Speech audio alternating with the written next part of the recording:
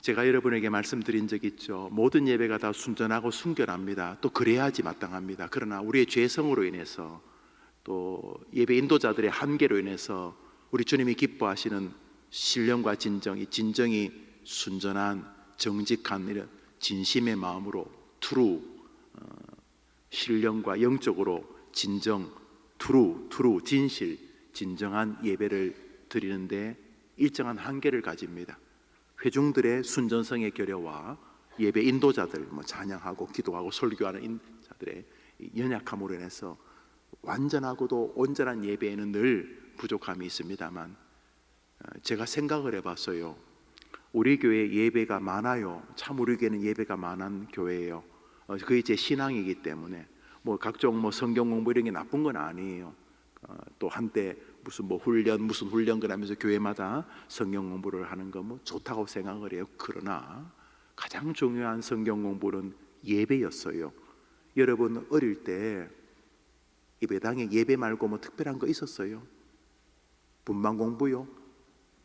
예배당 한 개밖에 없는데 그 예배당이 예배 드리면 예배당이고 밥 먹으면 식당이고 초등학생들 있으면 초등부고 청년들 있으면 청년부고 시골에서 그렇지 않으셨어요? 그 예배당에서 특별한 거 있었어요? 예배, 아침에 새벽에 예배, 수요일날 예배, 금요일날 예배, 주일날 예배, 주일 저녁에 예배. 그 예배만 드리고도 우리 믿음의 사람들이 순교하는 신앙을 가졌습니다. 할렐루야. 근데 지금은 예배가 부족한지 많아요. 성경 공부 무슨 훈련 많은데 그때 우리 선배들의 신앙보다 지금 우리들의 신앙이 더 좋다고 자신 있게 말할 수 있어요? 어디서 문제가 생겼는가? 예배에 문제가 생겼어요. 예배 빨리 끝내고 2부 순서 하고 싶은, 설교 가급적 짧게 하고 다른 거 하고 싶은, 일부러 설교가 길어야 될 이유도 없고 일부러 예배가 길어야 될 이유도 없지만은 어딘가가 문제 생긴 건 틀림없어요. 예배만으로도 단순히 봉사 수준이 아니라 순교하던 신앙이 있었는데 우리 시대는 뭔가 좀 문제가 발생했죠. 그래서 저는 우리는 성경 공부도 하고 또 밀당도 하고 그리스도인이어도 하고 여러 가지 하죠. 또 무슨 공부도 하고 그렇지만 예배보다 더 귀할 수는 없다. 저는 그런 생각을 가지고 있는 신앙으로 교회를 이끌고 있어요. 여러분 느끼실 거예요. 자, 우리가 이렇게 예배가 많은데 그 중에서도 가장 하나님이 보실 때에 회중이나 또는 설교자나 우리 모두가 가장 신령과 진정이라는 그 정서에 하나님께서 합당하게 보시는 예배가 무엇일까를 생각할 때 저는 어머니 기도회라고 생각을 하게 돼요. 왜냐하면 여기 나온 어머니들 가운데 어머니 기도회라는 말 자체가 자식을 향한 기도를 드리겠다는 거 아닙니까? 부인 아내 기도회 그러면 남편을 위한 기도가 될 것이고, 시어머니 기도회 그러면 시어머니 그러니까 며느리를 위한 기도회가 되겠죠. 어머니 기도회라는 말은 하나님 우리가 자녀를 위해 기도하겠습니다, 이 말이 벌써 담겨져 있죠. 그러니까 어떤 엄마가 다른 기도야 중원 부원하고 이렇게 마이크를 통해서 들리는 내 기도 소리를 듣고 다른 사람이 어떻게 생각할까 이런 식으로 염두에 두겠지만은 그게 나쁘다 좋다 이런 걸 떠나서 이 어머니 기도회에 나오신 어머니들이라면 쇼하러 오지는 않으셨을 거예요. 자기 자식을 위해 기도하는데 무슨 남에게 보이려고 오겠어요. 이 어머니 기도회라는 그 자체가 그 순전한 마음을 가진, 오늘 설교도 나오겠습니다만 자기 자식이 병들고 귀신 들린 것 같은 그 애절한 엄마의 마음으로 하나님 우리 아이를 도와주십시오 하는 마음일 것이고, 또 설교자 역시 저도 목사이지만은 두 아이의 아버지이기 때문에 동일한 마음으로 하나님 앞에 기도하고 하나님의 은혜를 사모할 것이기 때문에 저도 회중에게 설교한다는 본연의 설교적 삶이 있지만은 동시에 저도 부모이기 때문에, 그래서 회중과 설교자가 같은 마음을 가지고 사모한다는 측면에서 이 어머니 기도회는 그 어떤 예배보다도 하나님이 기뻐하실 신령과 진정의 예배다, 이런 생각이 참 오래 들었어요. 그래서 어머니 기도회는 제가 말씀드렸듯이 다른 분들에게, 우리 부모님은 아주 훌륭하시지만 가급적 맡기지 않고, 제가 이렇게 국내에 있거나 뭐 부득이하게 출타하지 않는 이상 이 어머니 기도회를 앞에 서서 인도하고 또 같이 기도하려고 한다, 이런 말씀을 제가 드리죠. 왜냐하면 하나님이 기뻐하실 예배요 기도회이기 때문입니다. 어려우면 어쩔 수 없지만 그렇지 않다면 어머니 기도회에 나오셔서 여러분에게 주신 아주 아름다운 사명, 숙제, 나쁜 의미가 아니라 하나님이 주셨으니까 하나님이 주신 미션, 사명, 숙제, 여러분에게 주신 자녀를 위해 기도하는 어머니들 되시기를 바라는 것입니다. 영상으로 시청하시는 어머님들이 계신다면, 영상으로 시청한다는 말은 동시간에 나오실 수도 있다는 의미인 것 같으니까 나오셔서 같이 여러분의 자녀를 위해 기도하는 시간이 되기를 바랍니다.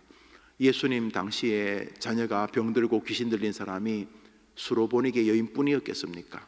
그렇지만 그 여인은 주님 앞에 나와 자기 자식을 살려달라고 간청했을 때에 하나님께서 우리 구주 예수 그리스도를 통해서 치유와 구원의 은혜를 주셨던 것을 우리가 여러 성경에서 보지 않습니까? 어머니의 기도, 자녀의 미래라고 하는 우리가 흔히 부르는 이 구호가 지나간 이야기거나 수식어가 아니라 진실임을 저는 분명히 믿습니다. 예루살렘의 딸들아, 너와 너희 자녀를 위해 울라는 예수님의 간절한 고통 속에서의 외침은 진실입니다.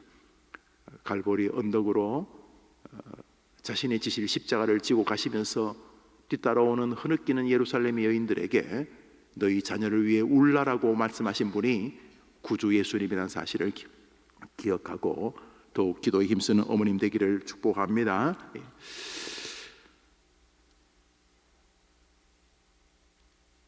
오늘 읽었던 본문은 히스기야의 기도입니다. 히스기야의 이야기가 성경 여러 곳에 등장을 합니다. 주로 열왕기서, 열왕기 하에 이 히스기야의 기도가 이렇게 나옵니다. 히스기야야, 아버지 아하스 아주 참 악한 왕이었는데 그 아들 히스기야는 또 탁월한 임금이죠. 아하스 임금이 하나님의 심판으로 죽고 이제 히스기야가 임금이 된 이야기가 쭉 나오고 열왕기서에 나오는데 이사야서에서 이 히스기야의 이야기가 자세하게 언급됩니다. 그 중에서도 아수르의 공격에서 나라가 무척이나 위기에 처해 있을 때에 하나님께서 히스기야의 기도를 들으신 내용입니다. 우리 성경 말씀 오늘 읽었던 본문 이사야서 38장 3절을 읽습니다. 읽읍시다. 시작. 이르되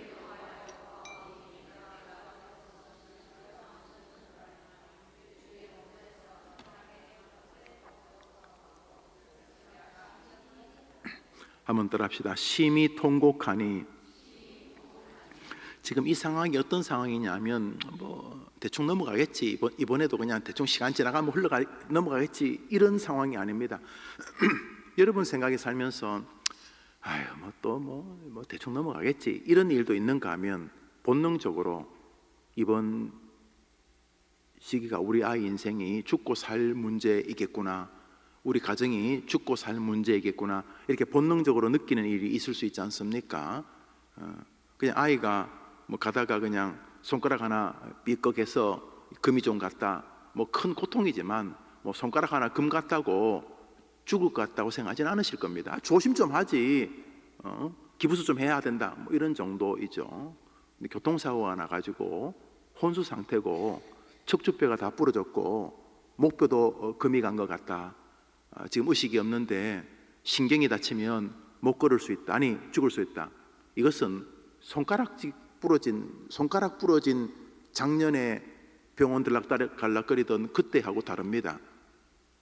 이거는 본능적으로 이 아이 인생과 우리 집안 전체에 불행의 분기점이 될 수 있다. 이 아이 생에 본능적으로 이거는 큰일이다. 이렇게 히스기야가 느꼈는 이유가, 이스라엘은 북이스라엘과 남쪽 유다가 있는데 이 히스기야는 남쪽 유다의 임금입니다. 그런데 북이스라엘이 얼마 전에 망했어요. 누구에게 망했냐 하면 지금 자기를 위협하고 있는 아수르에게 망했어요. 그래서 아수르가 북이스라엘은 이미 정복을 하고 내려와서 남쪽 유다를 정복하기 일보 직전이에요. 이미 성에는 먹을 게 없어가지고 굶어 죽어가고 있고, 성 밖에는 아수르 군대 18만 5천 명이 진을 치고 있어요. 이제 얼마 더 있으면 아사 굶어 죽어요. 나라가 끝이 나기 일보 직전이에요. 저쪽 아수르 군대 랍사게 이런 적들이 계속 비아냥을 그래요. 너희들 말 없지? 우리가 말 몇천 마리 줄게. 우리가 주는 말 타고 나와서 우리랑 싸우자. 너희들 칼 없지? 우리가 칼 몇천 자루 줄게. 그러니까 칼하고 말하고 줄 테니까 그거 내가 너희 성으로 보내줄 테니까 너희들이 우리가 준 말을 타고 나와서 우리와 싸우자. 이건 뭐 이미 전쟁이 끝이 난 거예요. 그래서 히스기야가 빌고 울고 불고 했는데도 길이 없었어요. 얼마나 비굴하냐 하면 아수르가 그래 그럼 조공 한번 바쳐봐. 그래서 뭐 은이야 어떻게 모았는데 금이 부족하니까 성전에 있는 금, 기둥의 벽에 있는 금을 다 성전, 예루살렘 성전 있잖아요. 다윗의 아들 솔로몬이 지은 1차 성전, 하나님이 임재하셨던 그 성전의 금을 다 벗겨가지고 아수르에게 보냈어요. 물론 그거 받고 다시 공격했지만 뭐 조공은 의미가 없었는데 여튼간에 그렇게 빌고 이제 바칠 금도 없어요. 이제는 외통수 움직일 수가 없는 상황. 지금 히스기야의 상황은 자식이 손가락 하나 부러진 수준이 아니에요.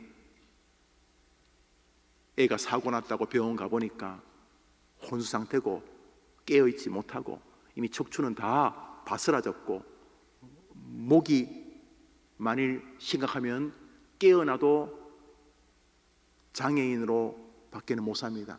자, 이런 상황이면은 이거는 뭐 발가락 손가락 하나 금간 게 아니지 않습니까? 이거는 그 가족 전체가, 아니 그 아이의 인생의 전환점입니다. 죽느냐 사느냐. 자, 이 상황이 된 것입니다. 이 상황이 되자 히스기야가 한 것은 뭐 여러분이 지금 하고 있는 겁니다.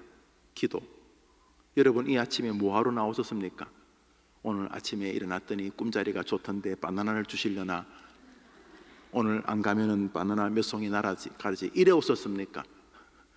오늘 가면 또 그 집사 권사 만나서 울고 저희 가서 칼국수라도 한 그릇 해야지, 뭐 그래 오셨습니까? 뭐 그것도 교회를 오는 친교의 이유가 되지만 그게 이유가 아니죠. 하나님 이제 애가 유치원 다니는데 하나님 이 아이 좀 도와주십시오. 벌써 자기 고집이 센 초등학교 5학년인데 도와주십시오. 이제 뭐 공부보다 연예인 사진 붙여놓고 하나님 우리 아이 도와주십시오. 벌써 애가 자기 가정을 가져서 손주 손녀를 가지고 있는데 하나님 우리 아들 딸 도와주십시오. 여러분이 뭐 여러 가지 자식을 위해 기도하러 오지 않았습니까?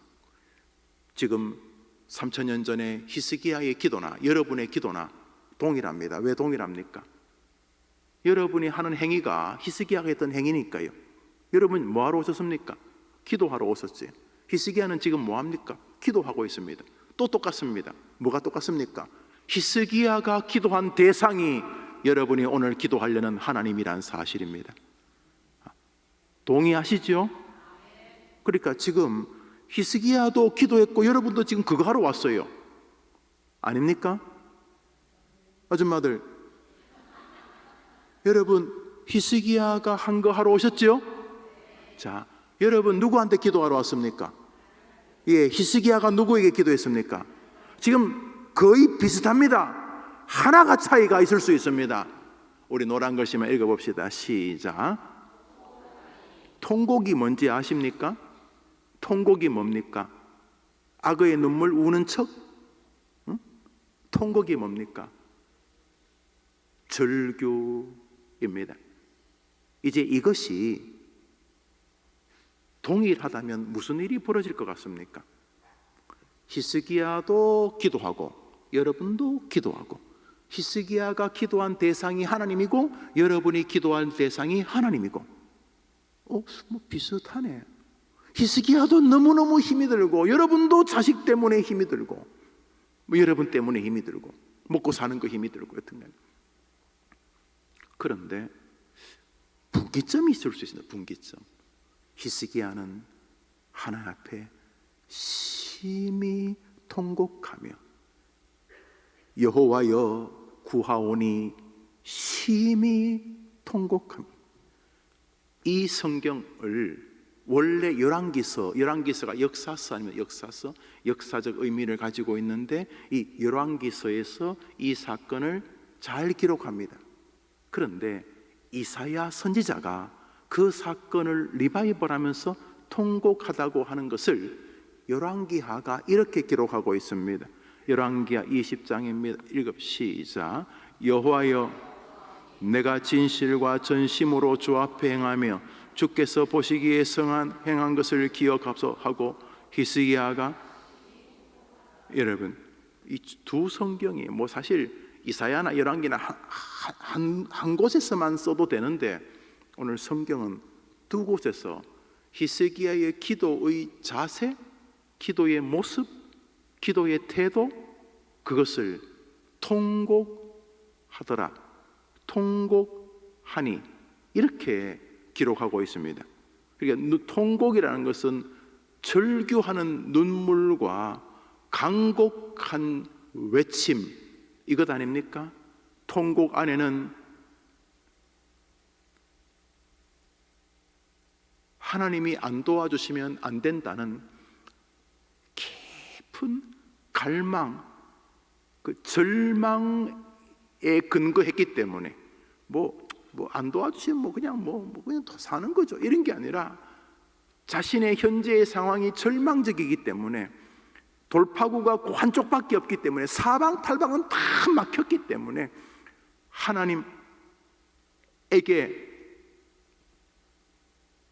다른 대안을 가지지 못하기 때문에 간절하고 몸부림치면서 흐느끼는 갈망의 기도, 그게 통곡 아닙니까? 그런데 말입니다, 기도의 대명사, 우리 어머니 기도의 선배 사무엘의 어머니 한나의 기도가 응답되었던 것을 압니다. 여러분은 있는 자식을 위해 기도하고 있지만 한나는 없는 자식을 위해 기도했습니다. 아무리 노력해도 자식이 안 생기니까 자기 남편에게 다른 여자에게 들어가서 아이를 낳으라고 할 만큼 절망적인 상황이었고, 그 아기를 가진 여자가 한나를 비아냥거리고 하니까 이게 이중삼중고 같은 상태입니다. 그렇지만 한나가 할 수 있는 게 없어요. 자기 혼자 애를 만들 수도 없고, 남편이 자기를 터부시하는 것도 아닌데도 자식이 안 생기니까 한나는 절망적인 거죠. 여러분은 한나보다 나아요. 우리 저 뒤에 계시는 우리 권사님들 혹시 지금 자식 달라고 기도하십니까? 80인데? 여러분 있는 자식 도와달라고 기도하지만 이 어른은 없어요. 없는 자식을 놓고도 지금 기도하는 거예요. 지금 있는 자식이 교회를 안 나오고 이런 수준이 아니라 존재도 하지 않는 걸 자식을 놓고 지금 기도하는 거예요, 한나가. 그런데 그 기도 안에 아주 독특한 게 하나 있었어요. 우리 성경 말씀 읽습니다. 사무엘상 1장 10절입니다. 시작. 여기도 보면 기도하고 그러면 됐는데 뒤에 뭐라고 붙여놨어요? 통곡하며. 그러니까 기도와 통곡이 같을 수도 있는데 어딘가 분리되어져 있다는 느낌을 여러분이 받으셔야 합니다. 여러분의 기도를 계속 통곡이라고 우기면 안 된다는 거죠. 통곡 안에 기도가 들어있겠지만 기도하고 통곡하며라는 말은 울었다는 의미를 포함하는 게 아니면 물론 내포되어 있지만 거기에는 돌파구가 없는 간절한 오직 절망에 근거한 하나님밖에는 우리 아이를 도와줄 분이 없습니다 라고 하는 신앙적 정서에 근거한 기도가 하나님께서 인정하셨던 기도라는 사실입니다.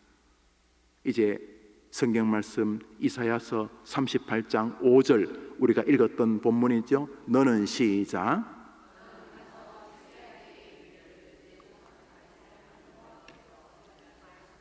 내가 내 기도를 들었고 지금 우리가 읽었던 이사야서 38장 1절부터 6절까지 읽었는데 그 3절에서 히스기야가 하나님께 통곡하였다고 말했는데 하나님께서 이사야가 어떻게 했냐면 너는 교만하다, 너는 끝났다, 너도 끝났고 네 나라도 끝났고 이렇게 주님이 이사야를 통해 경고하시고는 이사야가 이제 다시 궁궐에서 빠져나옵니다. 그런데 하나님이 궁궐에서 빠져나와서 이제 궁궐 문을 열고 이렇게 집으로 돌아가려는 이사야에게 다시 나타나십니다. 이사야야, 예 하나님, 다시 궁궐로 들어가라. 아휴, 이제 못 들어가요. 너 죽었다고 이야기하고 왔는데요. 돌아가서 내가 말하는 것을 전해라. 이제 5절은 하나님이 이사야에게 말하는 겁니다.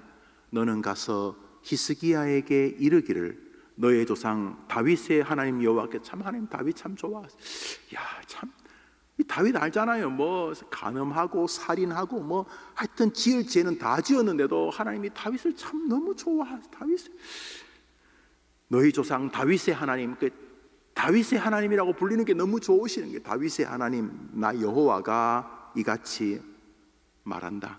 말했다고 전해라. 나 여호와가 한번 더 합시다. 너의 기도를 들었고 너의 눈물을 보았노라. 기도와 뭘 봤다고요? 눈물. 그러니까 기도 안에 눈물이 있고 눈물 안에 기도가 있어서 뭐 이게 뗄 수가 없는 것 같은데 있어요. 눈물을 흘렸다는 게 핵심이 아니라 기도에 눈물로 대표되어지는 간절함, 진정성. 뭐 기도하면서 쇼하면서도 눈물 흘릴 수 있는 재주가 있는 사람이 있는지는 모르겠습니다만 기도와 눈물, 기도와 통곡이라고 표현되어지는 기도 안에 통곡이 들어있을 수도 있고 통곡 안에 기도가 들어줄 수도 있지만은 이 기도와 통곡이라는 말 안에 담겨져 있는 진정함, 간절함, 하나님밖에는 길이 없다는 온전한 하나님 의존의 기도, 다시 말해 그냥 중언부언하는 기도, 기도하는 자기도 믿지 않는 그런 시간 때우기 기도가 아니라 하나님밖에는 해결할 자가 없는데 이 문제는 너무도 크다는 사실입니다. 하나님도 한 50% 해결하고 나도 좀 노력하면 한 50% 해결되면 내가 할 텐데 너무너무 절박한 상황인데 문제는 나에게는 해결할 길이 없고 해결할 길은 하나님밖에 없기 때문에 하나님이 안 도와주시면 어떻게 방법이 없다고 나의 무기력, 나의 무능함에 근거한 간곡한 간구가 통곡이라는 의미에 담겨 있는 것이죠. 그러니까 통곡이라는 말 안에는 히스기야와 한나가 하나님밖에는 길이 없다는 진정한 마음으로 기도했다는 뜻이 되는 것입니다. 히스기야가 기도했고 우리도 기도하고 히스기야가 기도한 대상이 하나님이고 지금 우리가 기도하는 대상도 동일한 하나님이시고 그러면 거의 다 비슷합니다. 하나 혹시 다를 수 있다면 히스기야는 간절한 마음으로 하나님 외에는 해결할 분이 없으시니까 하나님 나는 진짜 무기력하니까 하나님이 내가 우리 아이를 바꿀 능력이 없기 때문에 하나님이 도와주시옵소서라고 하는 온전한 마음으로 하나님만을 진심으로 의존하는 마음으로 하나님께 기도하는 통곡으로 대표되어지는 기도의 색채, 그것만이 동일하거나 다를 것입니다. 우리 어머니 기도에 나오시는 어머니들의 기도를 하나님이 히스기야의 기도로 인정하실 통곡의 어머니 되기를 축복합니다. 성경 말씀 히브리서 5장은 너무 놀라운 장면입니다. 시작. 그는 자기를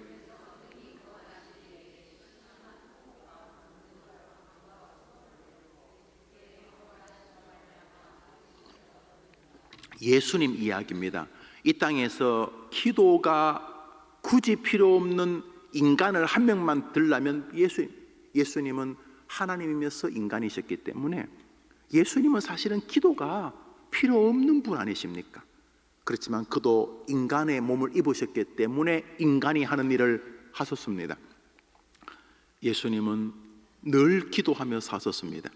그런데 예수님의 기도를 이렇게 말합니다. 그는 이 땅에 계실 때에 심한 통곡과 눈물로 간구와 소원을 올렸고, 기도를 말합니다. 거의 비슷합니다. 통곡, 눈물, 간구, 소원 뒤에 들으셨다는 간청도 같은 이야기인데, 저기 통곡과 눈물, 우리는 지금 조금 전까지 히스기야가 한 게 기도와 눈물로 대표되어지는 통곡으로 보았는데, 예수님은 통곡과 눈물이라고, 눈물이 있죠. 눈물이 있는데 눈물과 약간 차이가 있는 또 다른 단어 통곡으로 기도했다. 저 통곡이라는 말은 눈물의 의미와 병행되어지는 기도를 강조하고 있는 것이죠. 왜냐하면 조금 전까지 히스기야가 통곡했다는 말은 기도하고 울었다는 것인데, 여기 주님은 통곡하고 눈물을 흘렸다니까, 우리가 지금까지 통곡이라고 말했던 눈물과 다른 또 다른 통곡의 기도가, 그렇죠. 통곡은 눈물만을 포함하는 게 아닙니다. 통곡은 진정한 기도를 의미하는 것입니다.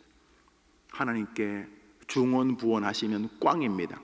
그러나 여러분이 더듬거리면서라도 너무나 간곡하니까, 여러분 제가 기도해보면요, 소리도 지르지만 어떤 기도는요 소리가 안 나와요. 안에서 터져가지고 신음 정도밖에 안 나와요. 하염없이 눈물이 폭포수처럼 흐르는데 소리가 안 나와요. 여러분 너무너무 아파봐요. 소리도 안 나와요. 아니에요? 안 아파보셨네. 너무너무 마음이 아프면요 이게 소리도 안 나와요. 아마 한나가 그랬나 봐요. 끙끙끙끙 앓으니까 엘리 제사장이 대낮에 술 먹은 여자가 술주정한 줄 알았어요. 막 그랬겠지요. 또박또박 기도했으면 술 먹었다 그러겠어요. 그러니까 이 통곡이라는 것은 눈물이라는 의미도 있는데 동시에 기도라는 의미도 내포되어져 있는 아름다운 단어예요. 그래서 우리가 지금 히스기야야 한나, 우리 예수님이 우리에게 말하고자 하는 바로 그 기도가 우리의 숙제라는 것을 알 수가 있어요. 결국 통곡이라는 말 안에는 간절함이라는 의미가 담겨져 있어요. 베드로가 복음을 전하다가 감옥에 갇혀요. 요한의 형제 야고보가 먼저 순교했거든요. 그런데 이상하게 예수 믿는 사람 죽이니까 유대인들이 좋아해요. 그래서 헤롯이 정치하기가 쉬워요. 이거 뭐 몇 개월에 한 명씩 기독교인 죽으면 내가 정치를 몇백 년 하는 것도 아니고 내가 몇십 년 하는데 기독교인 숫자가 많으니까 1년에 대여섯 명만씩 죽이면 10년이면 한 1년에 한 5명 죽이면 1년이면 10년이면 다시 계산이 안 되네. 기독교인들 1년에 한 5명씩 죽으면 10년이면 50명, 내가 100년 동안 정치해도 한 500명만 죽이면 이거 정치하기 쉬우니까 내가 보니까 기독교인들은 몇천 명씩 모인다는데, 그래서 맨 처음에 야고보 사도를 죽이니까 너무 유대인들이 좋아하는 거예요. 같은 유대인인데 유대인들은 이 기독교인들 싫어하는구나. 그래서 두 번째 타자로 잡아 죽이려는 게 이제 베드로가 잡혔어요. 이제 얼마 전에 야고보 죽였고 이제 몇 개월 뒤에 이제 베드로 죽이고 이제 순서대로 잡아 죽이려고 하죠.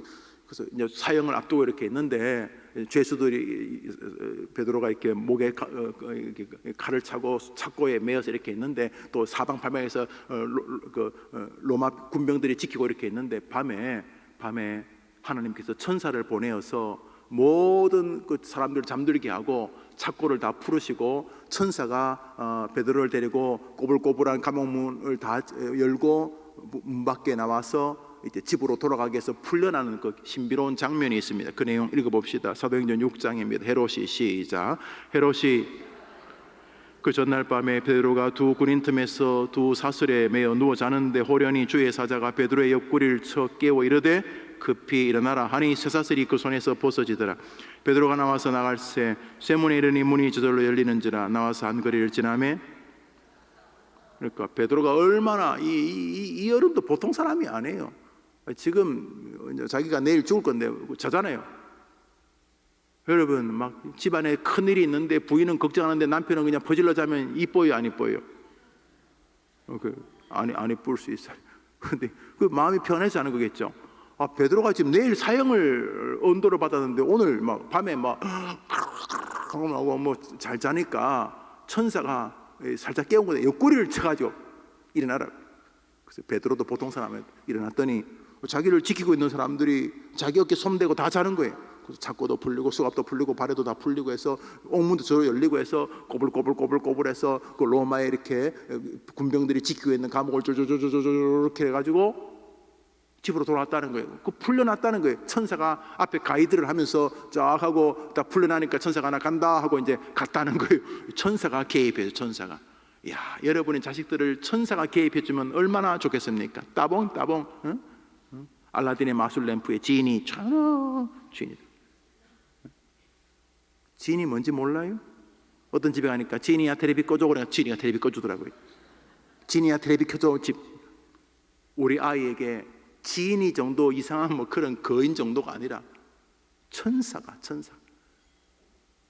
아수르 군대 18만 5천 명을 순식간에 송장으로 만드는 그 천사가 베드로를 이끌어서 풀어나게 했다는 내용이에요. 여기까지가 우리가 잘 알고 있는 내용이죠.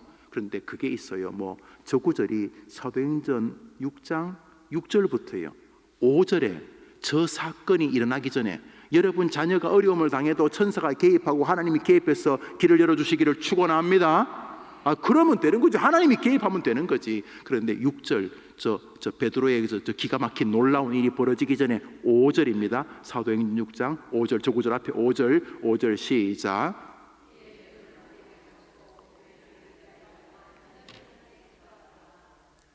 베드로는 자고 있어요. 베드로는 자고 있었어요. 물론 마음이 평안해서 잤겠지만 주님 이제 갑니다. 이번에 성지순례를 갔는데 로마에 가면 사도 바울이 순교한 곳에 교회가 서 있어요. 사도 바울이 이렇게 순교하기 전에 목을 떼었다는 돌멩이도 있고요.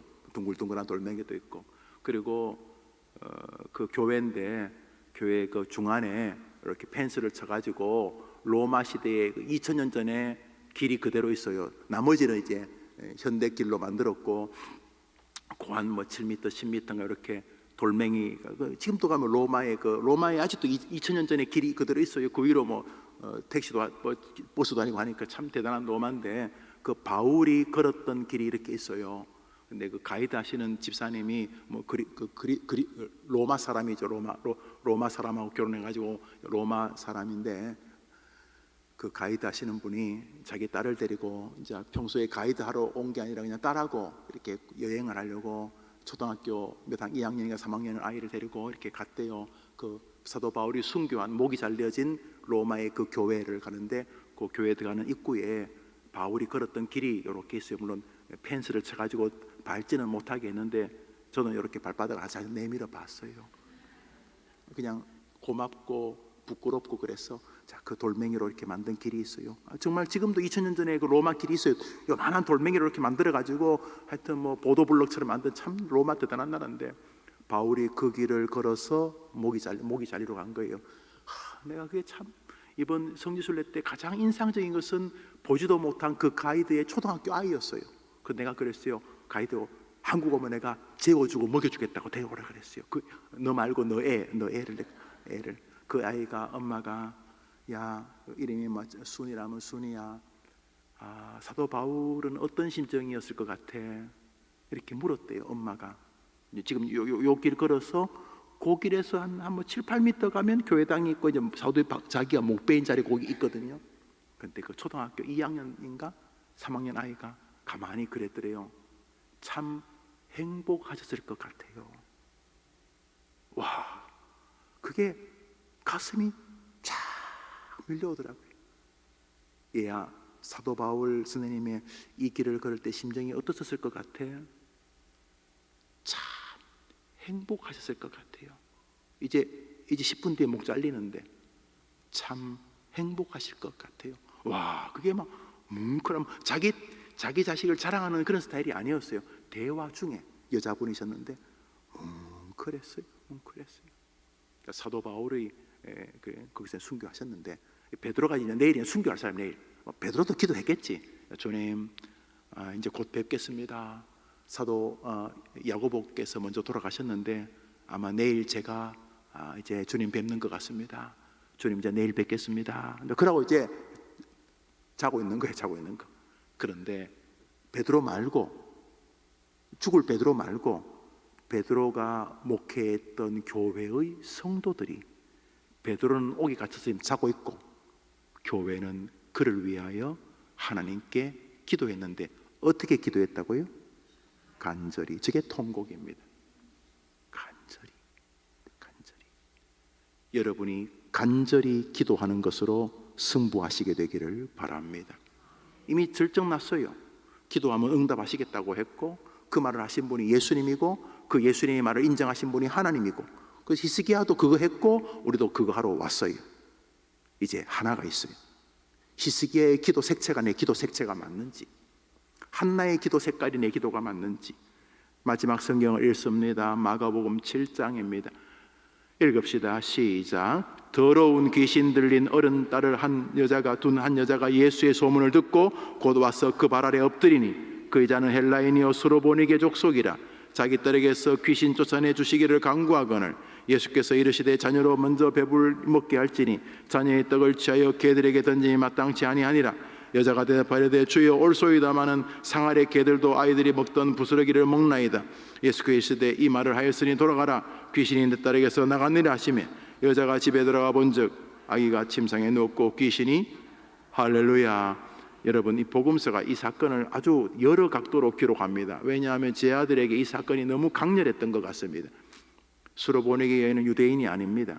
딸이 귀신 들렸습니다. 애도 나오지도 못했어요. 애는 집에 있었어요. 성경에도 돌아가 보니 침상에서 깨어 있었다 그러잖아요. 귀신이 나갔다, 누워있는데 귀신이 나갔다잖아요. 그러니까 여러분처럼 지금 여기 보니까 자식을 데려온 어머님이 거의 안 계신 것 같은데, 여러분처럼 자식은 지금 학교 가고 있고 직장 가고 있고 집에 있고 엄마만 지금 예수님께 나왔어요. 예수님께서 그 여자가 간절히 간구합니다. 예수님, 우리 애가 더러운 귀신 들렸습니다. 제발 고쳐주십시오. 그랬더니 예수님께서 아니 싫다. 나는 유대인들을 먼저 고치겠다. 나는 너희 족속들을 기도를 먼저 듣지 않겠다. 이렇게 말씀하죠. 그것은 그 여인의 믿음이 진짜인지, 진짜 간절히 기도하는지, 진짜 통곡으로 기도하는지, 진짜 하나님께 내 아이가 달렸다고 믿고 있는지를 보신 거예요. 싫으면 놔두세요. 왜 나를 욕하세요? 나보고 개라고요? 개? 내가 개라고요? 하고 그 여자가 돌아가지 않아요. 그건 간절함이 아니에요. 지금 예수님이 개라고 그러든 소라고 그러든 그게 중요한 게 아니야. 지금은 예수님밖에는 길이 없어. 우리 아이는 예수님께 길이 없어. 지금까지도 하나님께서 우리 아이를 도와주셨고 앞으로도 하나님 우리 아이를 도와주셔야 되기 때문에 나는 길이 없어. 예수님이 나는 개한테 음식 안 준다, 너 개라는 말이잖아요. 이때 이 여자가 통곡하는 것은 뭐예요? 개라고요? 안 들어주면 그만이지 왜 나를 무시하는 거예요? 왜 내 자존심 건드려? 이렇게 말하지 않았어요.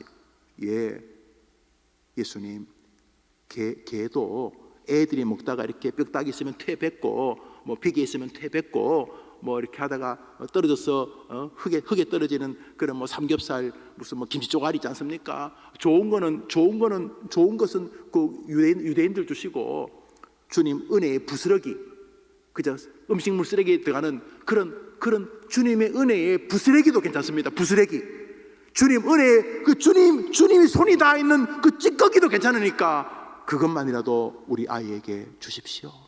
주님, 나는 간절합니다. 좋은 음식 원하는 것도 아닙니다. 먹다가 퇴 뱉은 것도 괜찮습니다. 주님의 은혜가 묻어 있는 것이라면 저는 좋습니다. 주님, 제발 우리 아이를 도와주십시오. 이게 통곡입니다. 우리 애 똑똑하니까 우리 애가 알아서 할 거야. 이게 통곡이 아니고, 내가 그냥 어머니 기도 나왔으니까 도와줄 거야. 이게 통곡이 아니고, 이 통곡은 하나님밖에는 입시를 준비하고 시험을 준비하고 진로를 준비하고 대학원을 준비하는 우리 아이에게, 결혼을 앞두고 있는 우리 아이에게, 지금 질병이 있는 아이에게, 정신적인 문제가 있는 우리 아이에게 주님밖에는 해결자가 없으니까 하나님이 도와주시옵소서. 안 도와주시면 안 됩니다. 아니, 하나님이 안 도와주신다 그래도 저는 이 자리를 벗어날 수가 없습니다. 하나님 응답 안 하겠다고 해도 저는 안 됩니다. 저는 응답이 되어야 되니까 하나님 저를 도와주십시오. 이게 통곡입니다. 이거를 간절히 기도라고 말하고 있는 것입니다. 말씀을 맺습니다. 히스기야가 하나님께 기도했고 우리도 하나님께 기도합니다. 히스기야가 기도하는 대상은 하나님이고 우리가 기도하는 대상도 하나님입니다. 히스기야도 무척이나 절망적인 상황이고 우리도 내 힘만으로 자식이 잘되게 할 수 없다는 것을 인정한다는 측면에서 절망적입니다. 그런데 똑같지 않습니까? 히스기야 기도를 성경에 왜 기록했던 것입니까? 너희들은 히스기야 그냥 멀리서 침 흘리고 바라만 봐라 이런 말입니까? 히스기야를 기록한 이유는 우리에게 그런 은혜를 주시기 위함인 줄 믿으면 아멘 해보십시오. 이제 우리의 기도가 간절한가? 통곡의 기도가 맞는가? 그것을 이제 여러분이 다시 이번 주간부터 다음 주간 만날 때까지 여러분의 기도를 점검하면서 하나님께 나아간다면 가장 좋은 은혜를 주실 줄 믿습니다. 우리 오늘은 기도 제목을 몇 가지로 나누겠습니다. 기도 제목을 한번 보여주시겠습니까? 1번 시작.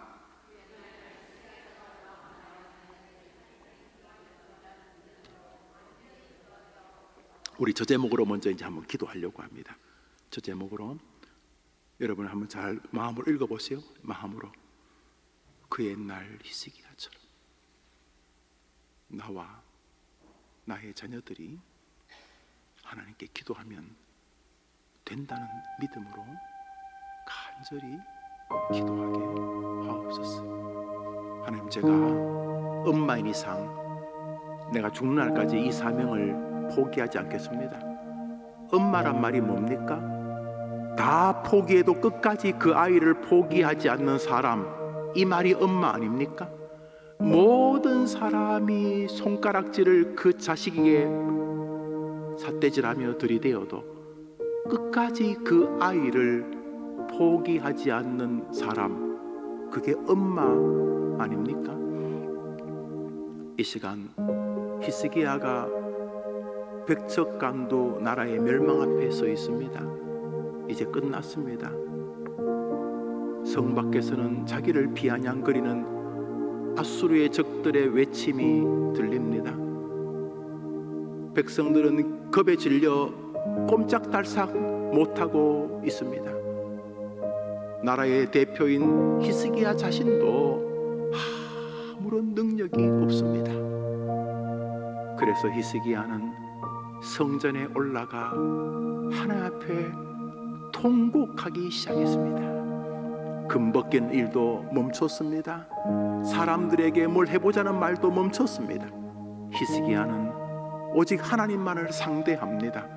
하나님, 우리 아이 하나님이 도와주시지 않으면 안 됩니다. 학벌이 좀 있다고 될 턱도 없고 억지로 결혼시킨다고 행복할 리도 없습니다. 하나님, 우리 아이 하나님이 도와주셔야 됩니다. 우리 애가 정신적으로 문제가 있습니다. 애가 돈에 미쳤습니다. 애가 사람에게 너무너무 상처를 받아 병들었습니다. 아이가 끔찍한 과거로 인하여 수렁에서 벗어나지 못하고 있습니다. 하나님, 우리 아이를 하나님이 살려주시옵소서. 이 어미가 그것을 하나님께 히스기야처럼 통곡하고 한나처럼 통곡하고 하나님께 베드로 풀어달라고 기도했던 그 성도의 기도처럼 간절하게 부르짖게 도와주시고 남만 아니라 하나님 기적을 베풀어 주셨어. 우리 애가 자기를 위해서 하나님께 통곡하며 기도하는 아이가 되게 해 주시옵소서. 이렇게 기도하실 분 아멘 해보. 아멘. 우리 손 다 들어볼까요? 눈을 다 감아 봅시다. 한번 따라합시다. 하나님, 저의 기도를 하나님 앞에 히스기야 기도처럼 탄원과 절규와 눈물과 통곡과 간절함으로 드리게 하옵소서. 내 아이도 하나님께 그렇게 기도하는 삶이 되게 해 주옵소서. 이 시간 주여 한번 외치고 기도하는데 여러분이 그렇게 기도 못했다면 여러분 반성하셔야 됩니다. 다른 건 대충 기도하셔도 자식을 놓고 어떻게 대충 기도합니까? 나는 기도가 기도 아니었습니다. 오늘 설교 들어보니까 내 기도는 기도가 아니었습니다. 다시금 하나님 앞에 자녀를 붙들고 수로 보내게 여의처럼 메어 달려 통곡하는 기도의 엄마가 되게 하여 주시옵소서. 예루살렘의 딸들아, 그렇게 너희 자녀를 위해 기도하라 하셨으니 그렇게 순종하게 하옵소서. 주여 한번 외치고 기도합시다. 주여! 하나님 아버지, 저 엄마들이 자식을 위해 기도하러 나왔습니다. 아이를 키워보면서 내 힘만으로 안 된다는 것을 뼈저리게 느끼기에 이 자리에 온 줄 압니다. 우리 어머니들의 기도를 들으시고 우리 어머니들의 기도에 역사해 주시고 우리 어머니들의 기도에 응답해 주옵시되 중언부언으로 기도하는 일은 끝내게 도와주시고 히스기야 기도처럼 심한 통곡으로 주의 전에 나와 기도하고 메어 달리게 도와주시옵소서. 그 옛날 히스기야처럼 나와 나의 자녀들이 하나님께 기도하면 되는데 그동안 내 기도는 기도가 아니지 않은 다시금 돌아보게 도와주시옵소서.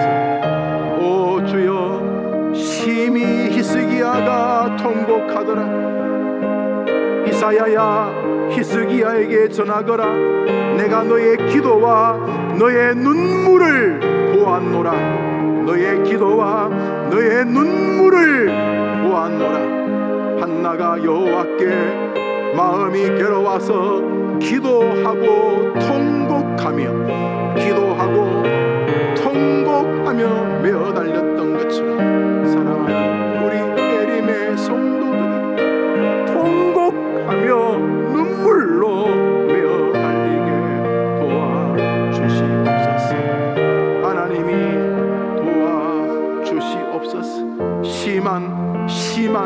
심한 통곡과 눈물로 예수님조차 그래 기도하셨는데 기도하지 않고는 길이 없는 어머니들이 어떻게 간절하게 기도하지 않겠습니까? 자식을 위해서 이렇게 기도하지 못해서 죄송합니다. 걱정은 했습니다. 날마다 자식을 위해 걱정을 했는데 통곡하며 기도는 안 했습니다. 염려는 했는데 통곡하며 기도하지 않았습니다. 자식을 사랑하는 것은 1등 같은데 자식을 위해 기도하는 것은 꼴등이었습니다.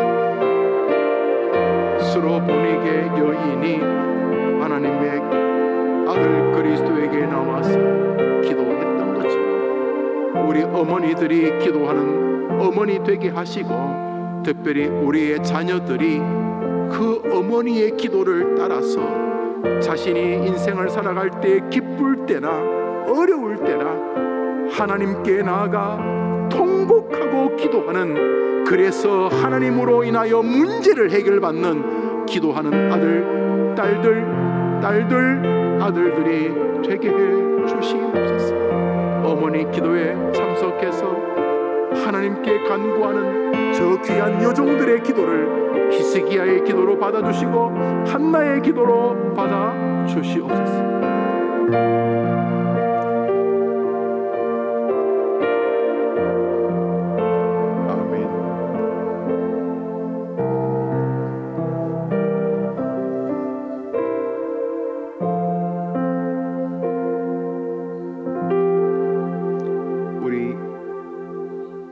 여러분 어머님들 이 화요일날 기도에 나와서 다 땜빵하실 수 없어요. 이건 화로 불씨를 이렇게 가져가는 거예요. 가져가서 일주일 내내 기도에 불을 붙여야 되지. 오늘 잠시 나왔다고 자식을 위한 기도가 다다, 그거는 엄마 자격이 없는 거예요. 이거는 최소한 어머니 기도의 제목들은 최소한의 기도의 씨앗, 불씨에 불씨, 이거 가져왔어요. 일주일 내내 여러분 전체를 기도로 불질러야 될 줄 믿습니다. 2번입니다. 두 번째 기도 제목입니다. 읽읍시다. 두 번째 기도 제목 시작. 두 번째 기도 제목, 두 번째 자녀들이 시작.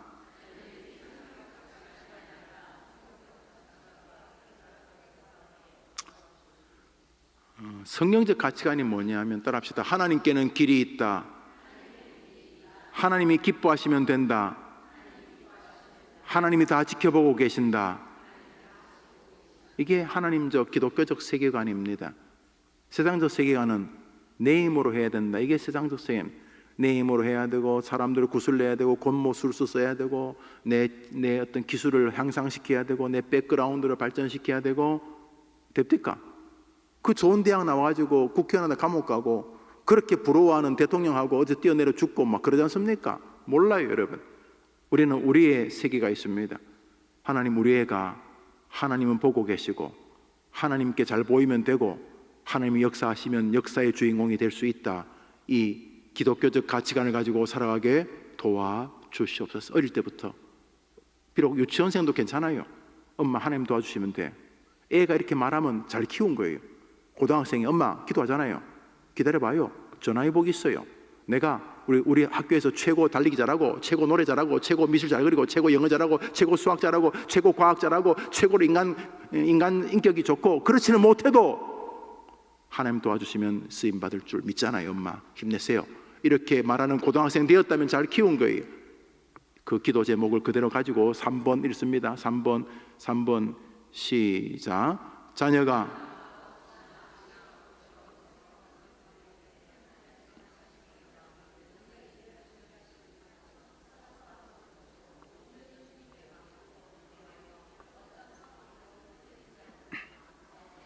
여러분이 우리 아이에 믿음을 주십시오라는 말을 제가 풀어놓은 거예요. 여러분들이 우리 아이에게 믿음을 주세요라는 말이 저 말이에요.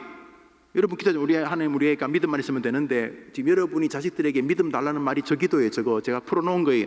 자녀가 학업, 진학, 취업, 결혼, 생업, 인간관계 등에 하나님의 선하신 계획과 능력이 늘 함께 하심을 믿고, 분명히 하나님 함께 하셔. 뭐 감옥이든 뭐든 하나님 함께 하셔.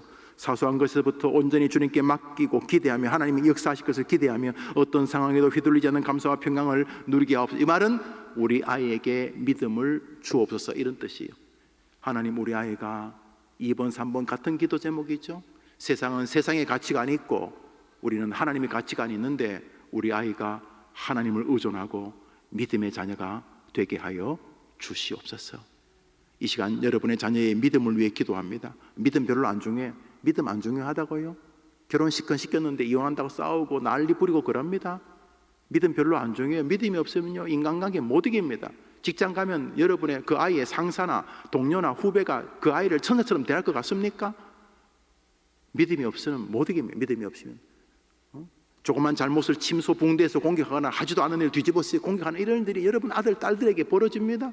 믿음이 없으면 될 것 같습니까? 믿음이 없으면 그 아이들이 예배는 드릴 것 같습니까? 하나님 아버지, 우리 아이에게 믿음을 주옵소서. 한번 더 합시다. 하나님, 제가 기도하는 저의 딸과 아들에게, 며느리와 사위에게, 손자 손녀에게 하나님을 향한 믿음을 주옵소서. 2번, 3번 기도를 화면에 띄워주시면 2번, 3번 기도를 보면서 여러분 기도하겠습니다. 내용은 쉽습니다. 하나님, 우리 아이가 하나님을 의지하는 믿음을 저 어린 영아부에서부터 배우게 도와주시고, 유치부, 아동부, 청소년부, 청년부, 대학, 세상을 살면서 우리 아이에게 하나님 믿음을 주옵소서. 지금 아이가 믿음이 없어도 기도를 할 수 있지 않습니까? 지금 애들이 교회를 안 나오고 교회를 조롱해도 하나님이 도와주시면 되지 않습니까? 하나님, 우리 아이에게 믿음을 주옵소서. 다 같이 기도합니다. 하나님 아버지, 우리 아이에게 믿음을 주시기를 원합니다. 세상적 가치관이 아니라 성경적 가치관과 세계관으로 살아가게 도와주옵소서. 자녀가 학업, 진학, 취업, 결혼, 생업, 인간관계 등 하나님의 선하신 계획과 능력이 늘 함께 하시는 믿고, 사소한 것에서부터 온전히 주님께 맡기고 기대하며 어떤 상황에 휘둘리지 않는 감사로 평강을 누리게 하옵소서.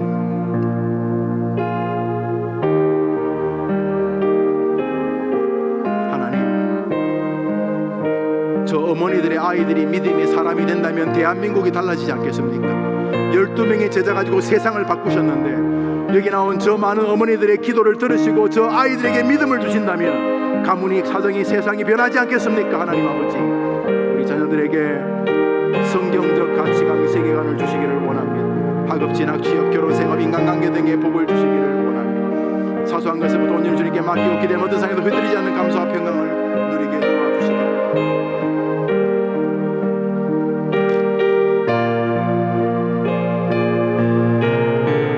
도와주시기를 원합니다.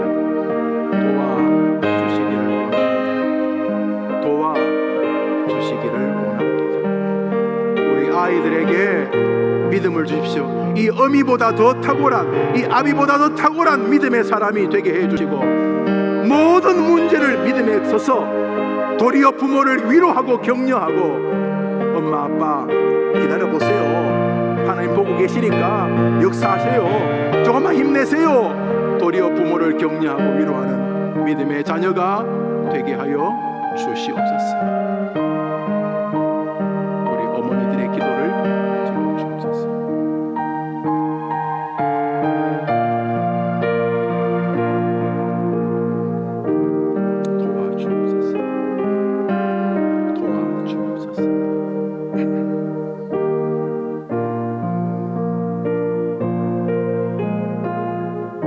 아멘.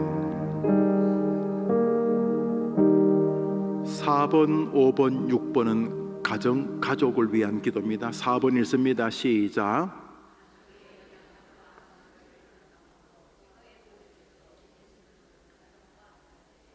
엄마에게 책임 일부분 있는 기도 제목입니다. 다시 읽습니다. 시작. 가족의 연약함과 상처를 용납함으로 서로의 모습에서 예수를 보는 가정과 자녀 되게 하옵소서.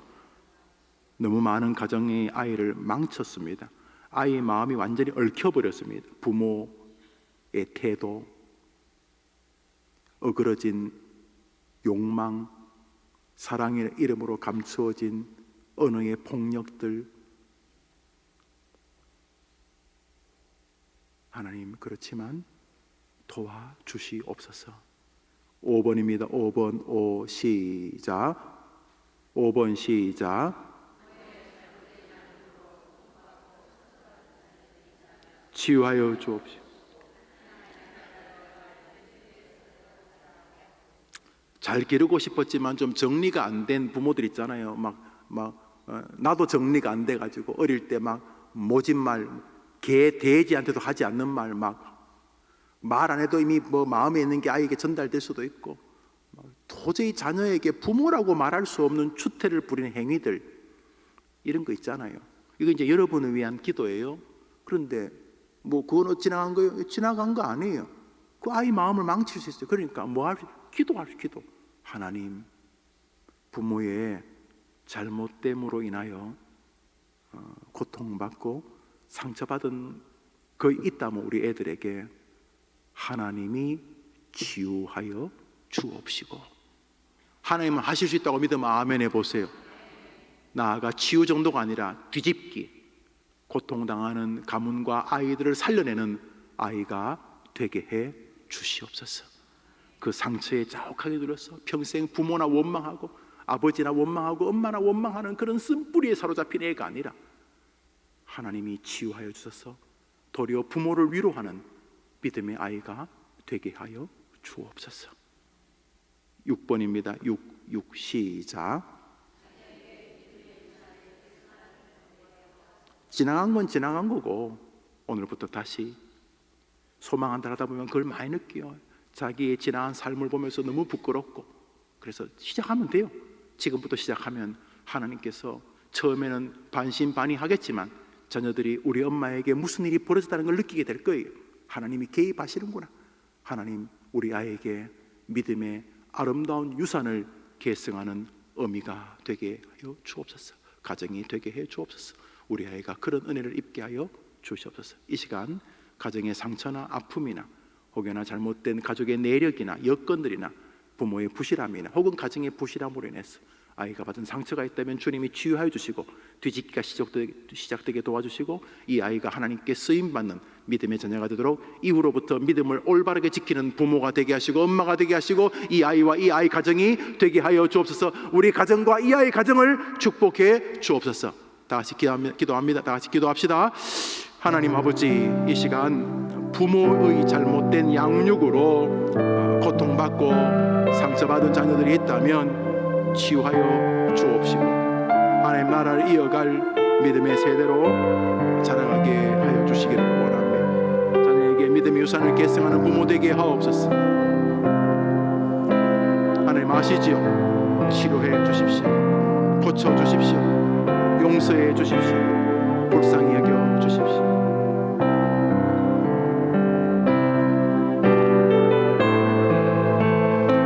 계속해서 여러분 개인의 기도를 드립니다. 하나님 우리 아이 도와주십시오. 각자의 가정의 기도 제목을 계속해서 드립니다.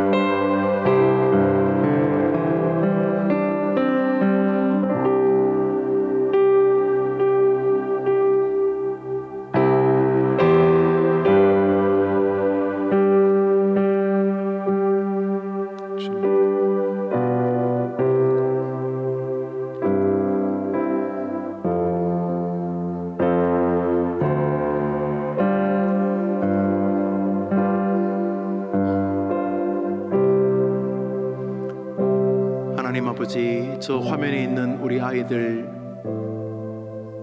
수로보니게 여인의 딸처럼 이 자리에는 없지만은 그 어미의 기도를 들으시고 그 딸에게 은혜를 베푸셨던 주님이 동일하게 저 아이들의 생애에 개입하여 주실 줄 분명히 믿습니다. 저 화면에 있는 우리 아들, 딸들에게 은혜와 자비를 더하여 주옵시고, 이미 저 아이들은 기도하는 엄마를 가진 축복받은 아이들이고 기도하는 할머니를 가진 축복받은 아이들이니 이미 복받은 줄 알고 자기들도 자기 생애를 놓고 기도하는 아이들로 자라게 도와 주시옵소서. 특별히 어머니들을 위해 기도합니다. 히스기야가 기도했고 우리도 기도하고, 히스기야가 기도하신 분이 하나님이고 우리가 기도할 분도 하나님이고, 다 똑같은데 다른 게 하나 있다면 히스기야의 기도는 간절한 기도였고 통곡의 기도였고 절규의 기도였고, 우리의 기도가 그러한지에 있사오니 우리 어머니들이 기도할 때마다 히스기야의 통곡, 한나의 통곡의 눈물을 기억하게 도와 주시옵소서. 이 시간 기도하는 모든 제목에 응답하여 주실 줄 믿고 예수님의 이름으로 기도합니다. 아멘.